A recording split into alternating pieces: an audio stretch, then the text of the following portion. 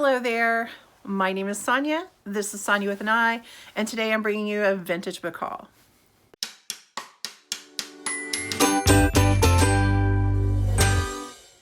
Well, your girl has been thrifting, and I found some really amazing books that I wanted to share with you. This is not from just a trip today. This is actually from two separate trips, a yesterday and today trip.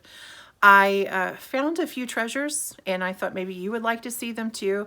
I do have about 10 books I'm not going to be able to share with you because I'm doing a book exchange with my book besties, Mitzi from Mitzi Reads and Writes, and Elizabeth from Lizzie Faye Loves Books. And if I show the books on here, then they'll see what they're getting, and I want it to be a surprise.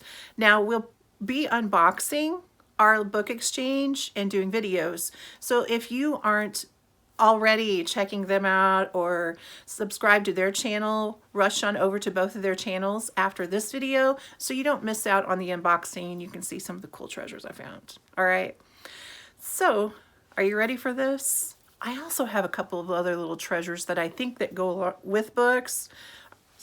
I'll share those too.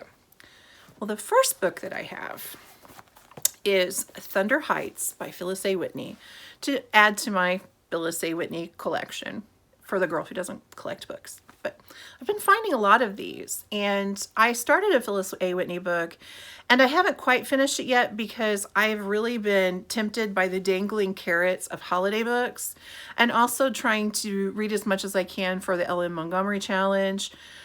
And so yeah, I haven't finished it.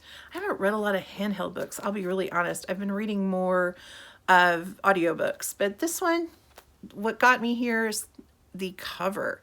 This to me screams like January, and I'm getting like, I love all of these like gloomy castle in the background, woman with big flowy gown, and you know, I have a tendency to be a little bit dramatic.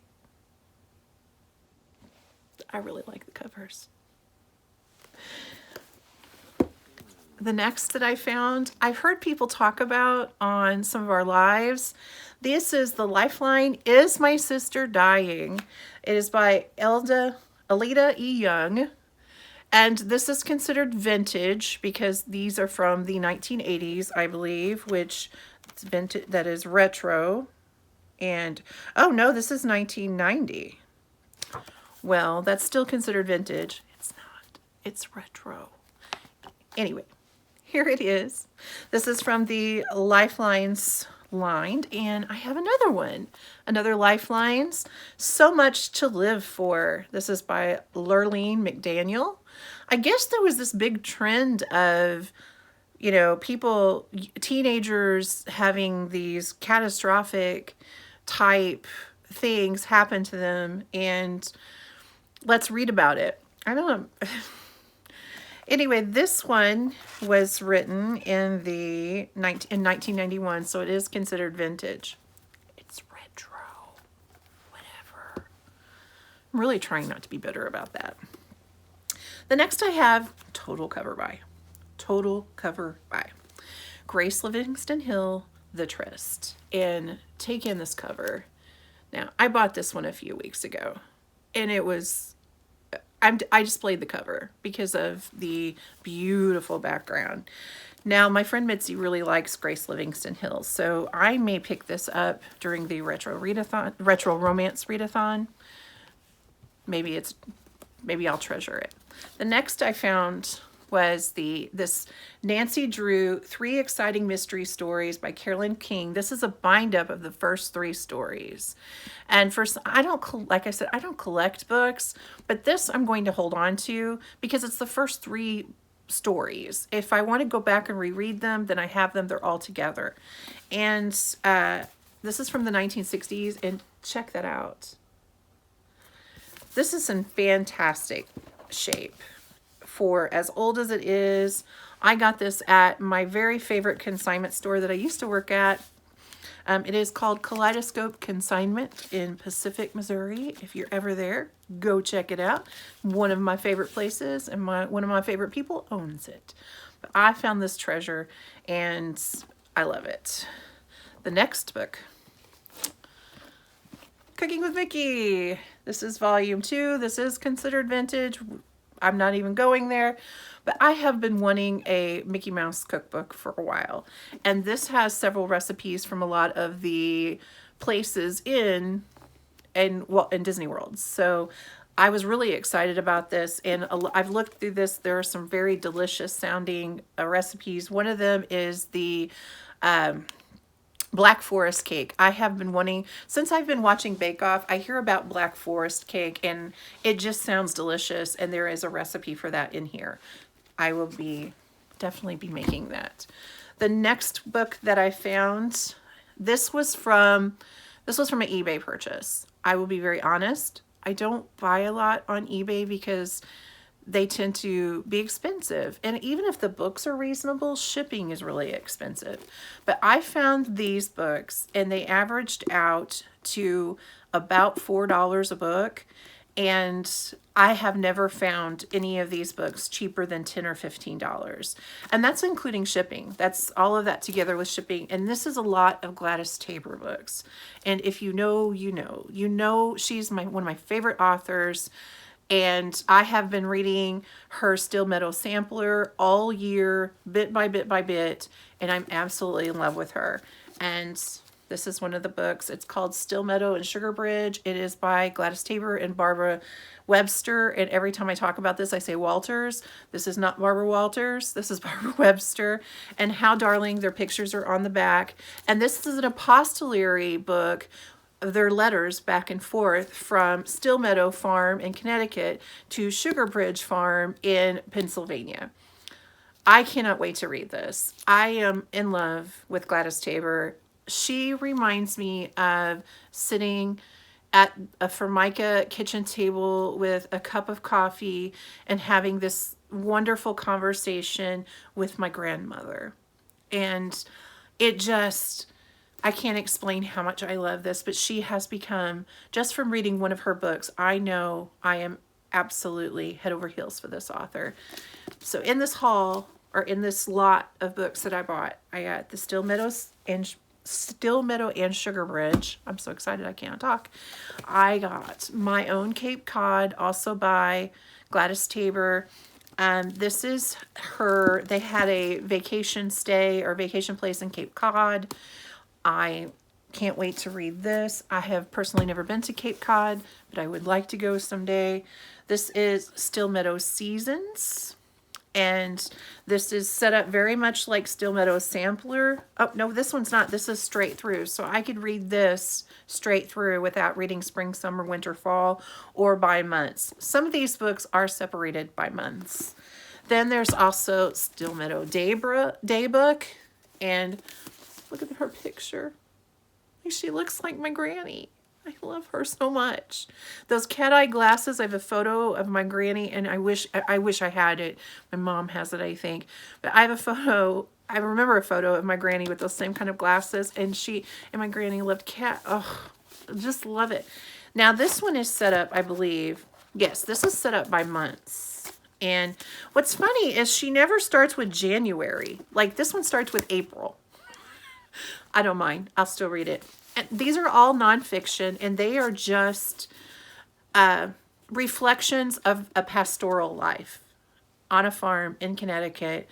And it's poetry as far as I'm concerned. I love the way it sounds. Now, I'm going to go a little bit out of order because this is not a Gladys Tabor, but this was something I was really excited to find. If you know me, you know that I love vintage cookbooks as well as vintage books. And I found this country cookbook. It is Mary Mead's. It's by Ruth Ellen Church. And I love country cooking. I'm from Missouri. I'm from Southeast Missouri. And, you know, biscuits and gravy and fried chicken. And that just reminds me of my childhood. And my granny was a country cook. And I saw this and thought, this is from the 1960s. I was like, ooh, I bet there's some good recipes in that. So I grabbed it, and it still has the dust jacket. It's in great shape. And I mean, it has grease stains and things on it, and that just means it was loved and well used, and a well-used cookbook is usually a good cookbook. The next that I have is called The Gardener's Eyes and Other Essays by Alan Lacy. And I don't really know much about this except I'm in the Stillmeadow vein, and this is reflections of this person and their garden. And it just talks about like the different parts of the garden. I don't know, this may not be for me. I'm not really a gardener. Let me say this. I love a garden. I think they're beautiful and lovely. I do not like hot, and I do not like bugs. So I do not make a garden because I don't like hot and bugs. I would not mind to dig in the dirt. I would not mind to do the work, but it's hot when you do that, and bugs and snakes, and I don't like any of those things. So I do not garden. Now, if I had somebody who would want to garden and set it up and make it all lovely, I will definitely go and pick the vegetables and pick the fruits and make wonderful things out of them and share them. Like, I love canning, I love baking, I love cooking, but I can't do that hot, and I definitely can't do the snakes or the bugs. It just creeps me out. So I thought, well, give this a try since I enjoy the Gladys Tabor so much. If not, I have a dear friend that loves gardening things, and I could bless her with that. This is called A Patchwork Garden. It is Unexpected Pleasures from a Country Garden by Sydney Eddison. And yeah, it just sounds like, you know, talking about their experience in their garden. Not how to garden, but just like what the garden does for them. This is from 1990, so it is considered vintage. This is the Book of Stillmeadow by Gladys Tabor. This was in that Gladys Tabor lot. Now, I already own this, but the lot was so cheap that I went ahead and bought it. And I have enough people in my life that you know, if I want to bless this to somebody else, if somebody else is interested in it, then I can just go ahead and send it to them because I already have one. And this is another one from the Gladys Tabor lot. I love this cover. This is the Stillmeadow Kitchen, and this is their cookbook. So another vintage cookbook, but it's by Gladys Tabor, and she has little excerpts about each thing. Like last night I was reading over this, and she was talking about how much she loves soup, and it's soup season as far as I'm concerned. And she was just talking about how I always loved the Alice in Wonderland's words about soup. When my mother was ladling steaming hot soup for supper from an old willow tureen, I used to sing to myself, beautiful soup, soup of the evening. Now we make our own soup, a main supper dish at Stillmeadow, and soup of the evening really describes it. I love her way with words. But I was reading this, so she has kind of her little thoughts before and then recipes for, and she has some pretty good soup recipes as I was looking through this because your girl's craving soup. I want some soup. Anyway, I'm really looking forward to this. And the last of my Gladys Tabor lot is Stillmeadow Sampler. And this is the one that I'm reading. I started it in the spring, and I'm in love with it, and I love her. And it's just the most darling book. I've almost finished with fall, and I will be ready for winter when it is winter time. But her reflections of life, and it is slice of life. It is very, I think 30-year-old me would probably be bored with this, to be honest, because it is very slice of life. It's very everyday, just things that are happening. But I don't know, this me loves it, and I want more of it. And it just gives me a chance to kind of even get away and think about, you know, what life was like in the 1950s in a rural Connecticut farm. And I don't know, I love it. It's wonderful escapism, beautifully told by the most sweet and darling lady. This, like I said, I have this one already. I will probably gift this to someone else or keep it available if I decide to do some sort of book mail or whatever. Then I have another cookbook. I have been dying for this cookbook. Like, I have wanted this one for such a long time, and I have always found it to be so stinking expensive, and I found it today. Now I have like a version of this, but like this is the OG. This is the bomb.com. This is, it's Julia. Look at her, she's precious. The Mastering the Art of French Cooking by Julia Child, Louise Burthold, and Simone Beck. And it is the, like this version, but it has the dust jacket. And let me check where the printing, when the printing was. It has even the three ladies. Oh, I love it. 1966. So this one was printed in 1966. Man, I have glasses. No, 1961. But this one was printed in 1966. So this is an oldie. Oldie but a goodie. I wonder, I can't wait to look through this. Now, I have often heard that this was difficult to cook out of, that it's not organized like our modern cookbooks are. But just to actually have with the dust jacket, this copy thrills me. Thrills me. And I paid 10 cents for it. That thrills me even more. And last but not least, a non-book item, a few non-book items that I think that you will just absolutely adore. These are vintage puzzles, and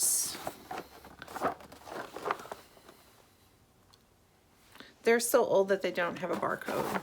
So that's pre-1972. I think these are from the 50s. I would say 50s or 60s, maybe even older, because it says, for your country, for your future, for victory, for liberty, for savings. I think they're trying to get you to buy war bonds, maybe? I don't know. They do not have dates on them, but this is called Flowers and Fruit. And this one is called Fragrant and Luscious. And it says over 375 pieces, but that doesn't say exactly how many. Makes it difficult to count to find out how many puzzle pieces are there. But the pieces they're cardboard. They're really thick cardboard, but they're very, very, very thick. Like you can't bend these. And when you piece them together, like they're very, very, I think this would be hard to do because the picture is very, very muted. But yeah, I found these, and I love a puzzle. So, I mean, how cool are these? Just the box themselves are so cool. And originally, that's how much they were. How fun. So, have you read any of these books that I found, these vintage treasures? Have you ever seen a vintage puzzle before? Let's talk about that in the comments. I hope you enjoyed my little book haul. I really appreciate you being here. If you did enjoy the video, please like it. If you haven't subscribed and this is your first time to my channel, welcome. I try to do videos once a week. I do lots of bookish things, bookish cozy things, book reviews, and sometimes book hauls. You never know what I'm going to do. Thank you so much for being here. You make the world a better place just by being a part of it. I appreciate you. I thank you. And until next time, happy reading. Goodbye now.